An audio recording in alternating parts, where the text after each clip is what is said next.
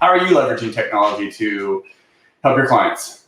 Well, I'll give you an example. Right now, I'm down in Buenos Aires, Argentina, so I'm doing this remotely. And the thing is, all these apps and gadgets and things that we have, I think that they can be used very much as tools for leverage, or they can be considered distractions.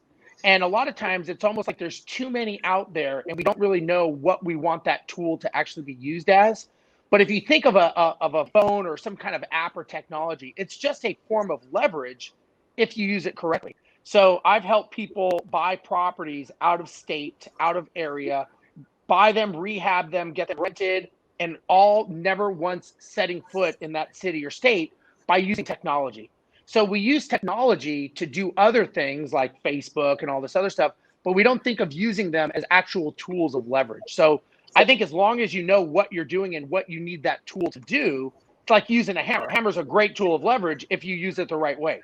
There's apps out there that are great tools of leverage. You can buy real estate out of area, out of market, never seeing the property by using tools of leverage. So I'm a big believer in it. Yeah, it's really kind of crazy because, if you guys are familiar with Quest, you know that, we host a lot of events every year, close to 600 events that we both attend and host every single year. 100 events. Yeah. And before COVID, all of those were in person, but we did offer live streaming opportunities for those that did want to watch it online that, weren't local to us here in Texas.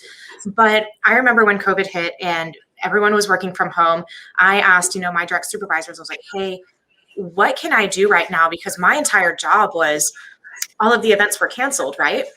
So at the beginning of the pandemic, we really just jumped online. I was bringing in different real estate experts every single week just to see what the consensus was. What are you doing right now? How are you keeping your business not only alive, but, kind of keeping things planning into this new year that is now completely different than what everyone expected it was going to be. So that was a big adjustment. We moved everything online, and it's actually, I'm sure a lot of you guys saw this out there, but the online attendance for our events skyrocketed at the beginning of the pandemic, probably close to 5 times our normal attendees that we would have both online and in person prior to last March. But something else that I want to touch on here that I think is really important as you guys are going out there and you're building your business and you're really trying to stay in touch with your customers and clients is having the ability to easily communicate online and having that transparency online as well. Kind of referring it back to, some cool things that we have going on here at Quest is that we are always improving our online client portal. One of the reasons why people really like to work with us is because, we get things done quickly, but we also have a really nice built out client portal where people can see their transactions, statements, all of that information completely online. Yeah, we are different. I've seen people write, other contractors write their bids on, a legal pad and hand it to their clients with coffee stains on it. And, that's one way to do it. But we've chosen to be a little bit more specific in what we do. We think 2 things. We think one philosophy on the beginning side, before you have the deal under contract, is quick and close. If you can get quick numbers, close, you can analyze more deals, you can put more offers out there that are, you'll be batting better on the industry and really putting yourself to have more opportunities.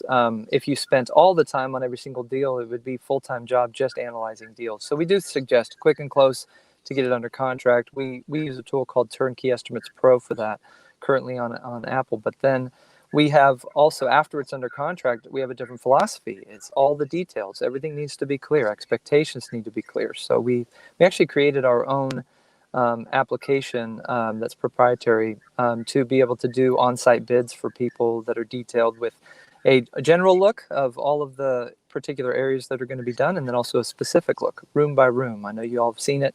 Many of the investors out there have seen it, but it's our goal to really be detailed so that if it's on that list, everyone knows it's getting done, and it's getting done at that price. Right now, we're actually implementing the most technology we've ever had. We've tried several, but right now it's all about automation, right? You don't want to build a short-term rental business that's going to be another job for you. So I did that at first, I learned the business, and then essentially I applied the technology skills that I was learning, and then I was able to implement this technology. And I had to try several, several actual platforms until we landed on the ones we use today, which allow us to give extent owner reporting to our partners, clients, myself.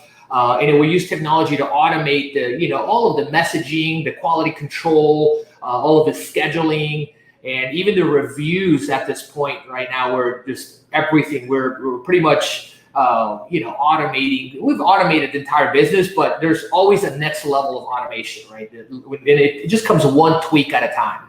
We have to underwrite these deals, right, based on industry standards and in the industry practices and the best practices. And then the most important thing, Chris, is you have to present the deal in a way that it makes sense to the investor, right, before they would want to invest in your deal. So this is literally, that's what we do. We use we use different data tools, analytical tools. At the end of the day, you're gathering information from all the sources you can, right? So, and then once you have all the data, all the analytics that you need to underwrite a deal, then you will use one of the tools and go and underwrite the deal so that all the numbers make sense, right? But before even you can underwrite the deal, we need to collect all the data as much as possible. Some of that involves boots on the ground, checking out some of the competitive properties. Some of that is just looking at market data available, looking at the comms data. Same thing, it doesn't matter single family or commercial. The process is the same, right? You have to do the current rent roll analysis, the market rent roll analysis. You have to look at the rehab estimate. You have to come up with a business plan and see, once you put it all together, does the deal make sense?